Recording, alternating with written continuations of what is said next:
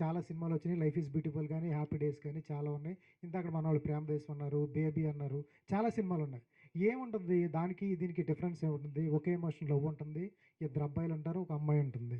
ఈ ఈ kind of stories టాలీవుడ్‌లో గానీ, బాలీవుడ్‌లో గానీ చాలా వచ్చినాయి. ఏముంటుంది దానికి ప్రత్యేకించి ఏముంటుంది ఈ సినిమాలో? సార్ మనం అంటే నాకు ట్రయాంగిల్ లవ్ స్టోరీస్ చాలా ఇష్టం సార్. హ్మ్.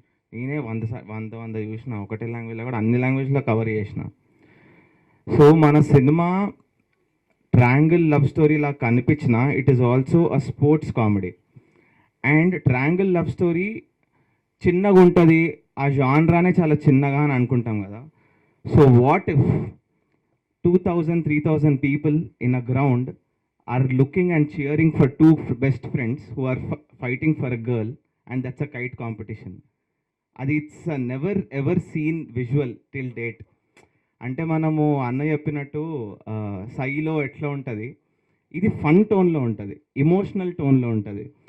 అంటే ఆ స్లో మోషన్ షాట్లు, ఆ కైట్ పటపట పటపట అని సౌండ్ వస్తుంటుంది, ఫైటర్ జెట్స్ లాగా ఫైట్ చేస్తూ ఉంటాయి రెండు kites. It's a battle, and this battle is never ever seen. And అది కూడా ఒక టూ బెస్ట్ ఫ్రెండ్స్ అంటే అది చాలా రిలేటబుల్ ఎమోషన్ కదా. So I think our film stands out not just because we have a world class, నేను I'm claiming it as a world class CG, not just that, but also from beginning to the end మనం ఒక genre comedy ఫిల్మ్స్లో comedy ఉంటుంది, ఆ comedy మొత్తం ఉంటుంది start to end, even in the kite competition.